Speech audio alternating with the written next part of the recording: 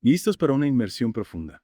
Hoy nos adentramos en el mundo de las emociones tóxicas con el libro Emociones tóxicas de Bernardo Stamateas. Un libro que nos da mucho que pensar, porque, a ver, todos sentimos emociones negativas a veces, ¿no? Claro, es normal sentir tristeza, enojo, miedo. La cuestión es cuándo esas emociones se vuelven tóxicas. Exacto, esa es la pregunta clave. Y Stamateas nos dice que la clave está en cómo esas emociones afectan nuestra vida. ¿A qué te refieres? Pues si nos dominan, si nos impiden encontrar soluciones, si nos llevan a comportamientos destructivos, ahí se vuelven tóxicas. Ah, entiendo. Piensa en el ejemplo que da en el libro de la rabia tras una estafa. Claro, es normal sentir rabia en esa situación. Pero si esa rabia te lleva a hacer algo de lo que luego te arrepientes, ahí ya se cruza la línea. Totalmente. Y lo interesante es que Stamateas no se queda solo en la rabia. No, explora un montón de emociones tóxicas. Ansiedad, angustia, perfeccionismo, codependencia. Un verdadero viaje por nuestro lado oscuro emocional. Exacto. ¿Por cuál te gustaría empezar? No sé. Quizás por la ansiedad. Es que está muy presente hoy en día. Buena elección, la ansiedad. Sí, ¿te ha pasado alguna vez sentir esa presión en el pecho?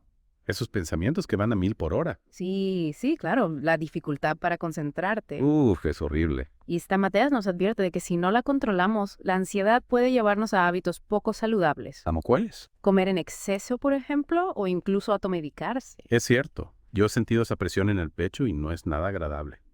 Y también habla de otros síntomas, ¿no? El insomnio, la dificultad para tomar decisiones, cosas que muchos hemos experimentado. Entonces, ¿qué podemos hacer para no dejarnos arrastrar por la ansiedad? Tamateas nos recuerda un proverbio chino que me encanta. ¿Ah, sí? ¿Cuáles? Antes de intentar cambiar el mundo, da 3 vueltas por tu casa. Interesante. Es decir, primero hay que cuidar de nuestro bienestar mental y físico. Me gusta esa idea. Empezar por nosotros mismos. ¿Y qué podemos hacer para fortalecer nuestra resistencia a la ansiedad? Pues dormir bien, supongo. Claro, comer saludablemente, hacer ejercicio. Cosas simples, pero que a veces olvidamos. Totalmente. Y hablando de emociones intensas, Stamateas también analiza la angustia. La angustia. ¿En qué se diferencia de la tristeza normal que todos sentimos a veces? Buena pregunta. Porque, a ver, todos nos sentimos tristes de vez en cuando. Claro, la tristeza es una emoción natural. Pero ¿cuándo se convierte en angustia? Stamateas hace una distinción crucial. La angustia se vuelve tóxica cuando absorbe toda nuestra energía. ¿Y eso cómo se traduce en nuestra vida? Pues empezamos a ver todo negro, como si nos pusiéramos unas gafas oscuras que no nos dejan ver la luz. Entiendo, es como si la tristeza se convirtiera en una niebla que lo cubre todo. Exactamente. De hecho, Stamateas usa una fábula de Sopo para explicar esto, ¿no? Sí, la del enfermo que interpreta cualquier síntoma, incluso los positivos, como una señal de que está empeorando. Qué buena analogía.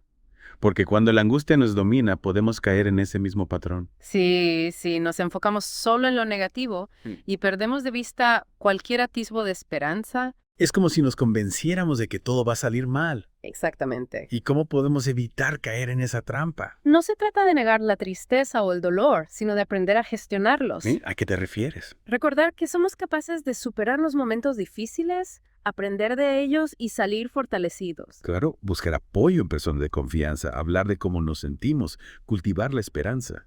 Todo eso nos ayuda a navegar la angustia sin dejarnos hundir por ella. Totalmente de acuerdo. Y hablando de desafíos, hay otra emoción tóxica que Stamateas analiza en profundidad: el perfeccionismo. Uy, el perfeccionismo. Esa sí que me suena. ¿Verdad? ¿A quién no le han dicho alguna vez que debería ser más perfecto? Ajá, es cierto.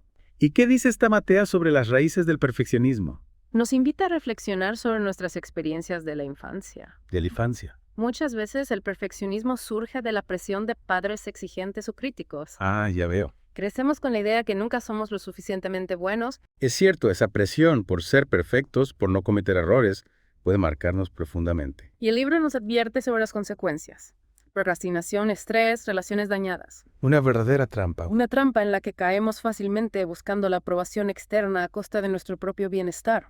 Sí. Para ilustrar esto, Stamateas usa un ejemplo muy visual: un ciervo obsesionado con sus supuestas imperfecciones. Un ciervo. Sí, un ciervo que no puede ver sus propias fortalezas y termina arruinándose. Esa imagen es impactante, Nos recuerda que el perfeccionismo nos puede cegar. impidiéndonos valorar lo que realmente importa. Exacto, nos enfocamos tanto en lo que nos falta que nos olvidamos de disfrutar de lo que tenemos. Y eso nos lleva a una espiral de insatisfacción y autocrítica que nos agota. Totalmente. ¿Y cómo podemos romper con ese círculo vicioso? Stamateas nos ofrece algunas estrategias. Aprender a aceptar nuestras imperfecciones, celebrar nuestros logros. Enfocarnos en el proceso más que en el resultado. Exacto. Cambiar el chip de la autoexigencia a la autocompasión. Entender que somos humanos y que la imperfección es parte de nuestra esencia. Totalmente de acuerdo. Y hablando de relaciones, hay otra emoción tóxica que Stamateas explora con mucho detalle: la codependencia. La codependencia. ¿Te has sentido alguna vez como si necesitaras a alguien más para ser feliz o tomar decisiones? Creo que a todos nos ha pasado en algún momento. Esa sensación de que nuestra felicidad depende de otra persona. Exactamente. ¿Y cómo define Stamateas la codependencia? La describe como un apego tóxico que socava nuestro sentido de identidad y nuestro potencial. Es como si renunciáramos a nuestro poder personal. Sí, creyendo que nuestra felicidad está en manos de otro. El libro utiliza una fábula para explicar esto, ¿no? Sí, la del zorro que se aferra a un arbusto espinoso para no caer, pero termina hiriéndose con las espinas. Qué buena metáfora para la codependencia. Nos aferramos a alguien a costa de nuestro propio bienestar. Exactamente. Y lo peligroso es ese apego nos puede llevar a justificar comportamientos tóxicos. A tolerar la falta de respeto, a perder nuestra autoestima. Todo por miedo a la soledad o al abandono. Es un círculo vicioso del que puede ser difícil escapar. Sin duda. ¿Y qué herramientas nos da Stamateas para liberarnos de la codependencia?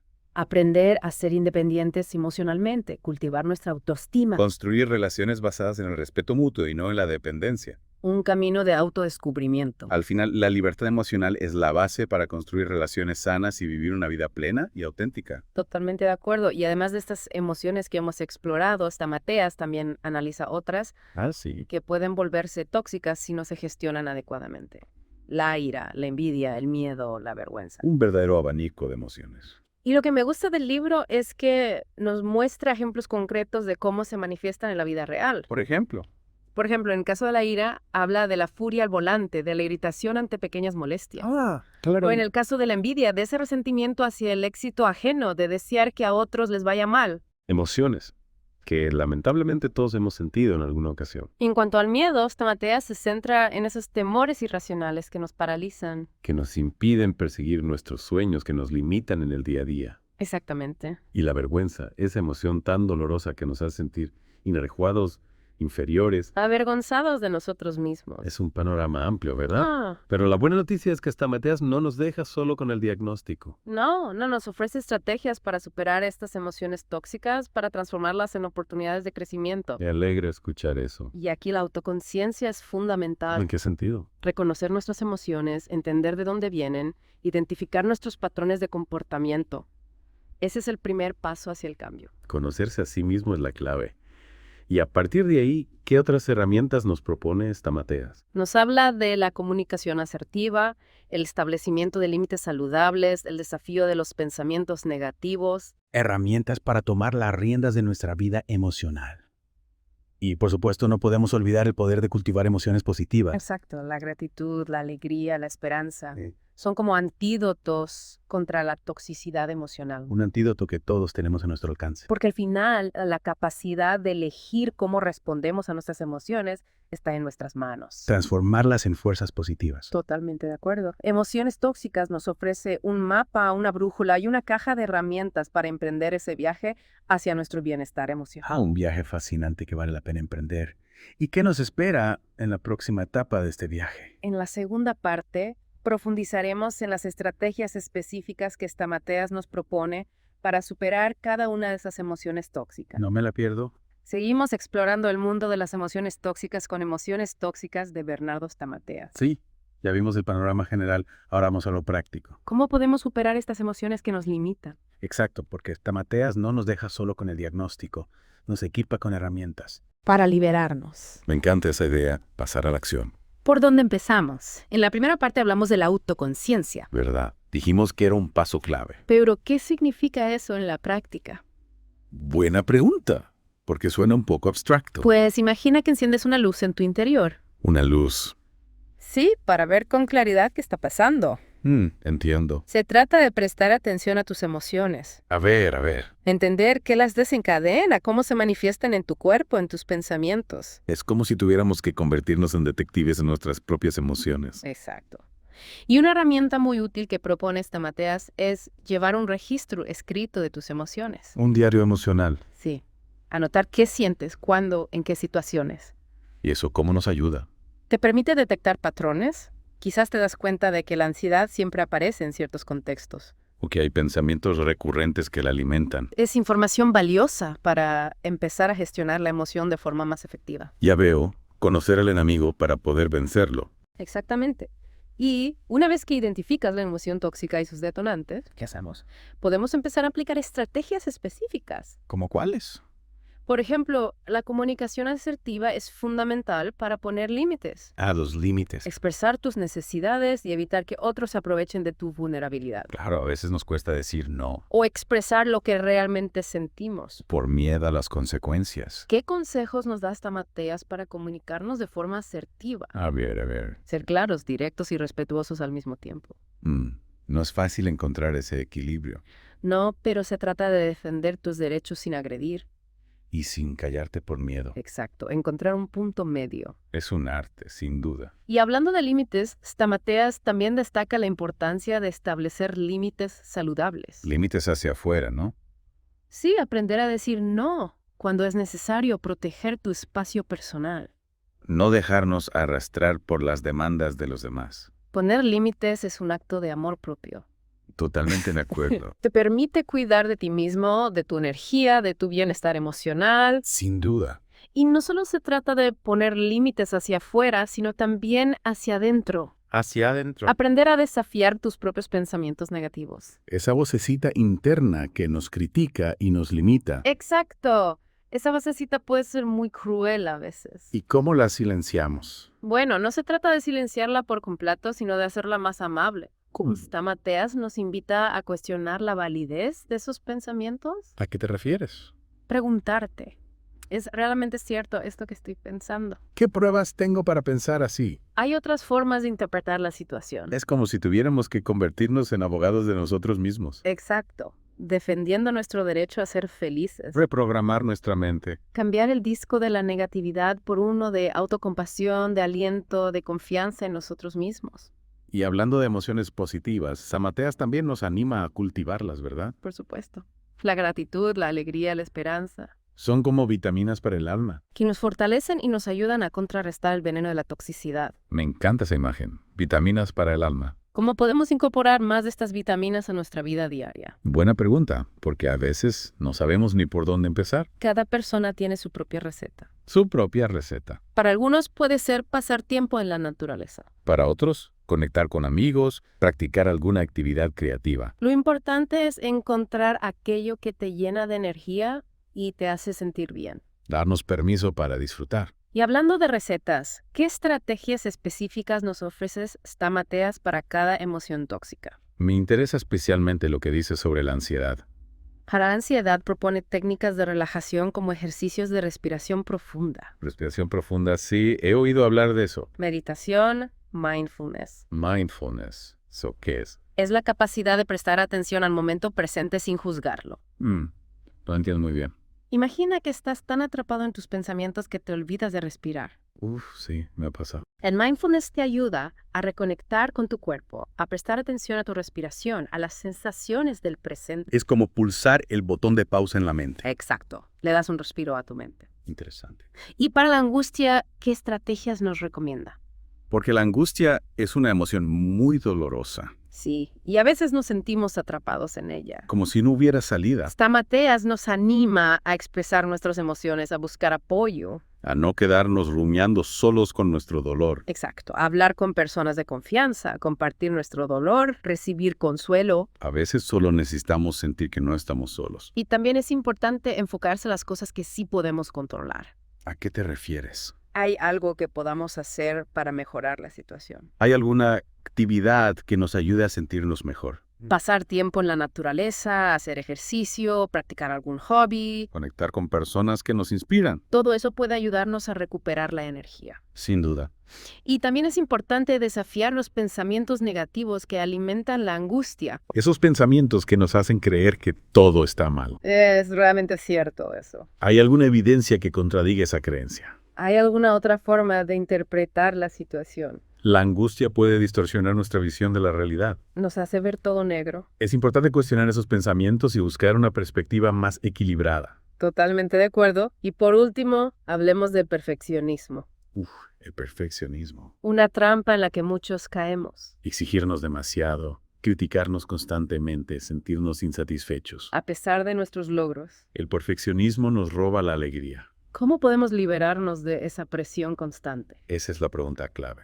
Lo primero es aprender a aceptar nuestras imperfecciones. Aceptar nuestras imperfecciones. Reconocer que la perfección no existe, que todos cometemos errores. Que somos humanos. Dejar de lado esa imagen idealizada de nosotros mismos. Y empezar a valorarnos por quienes somos. Exacto.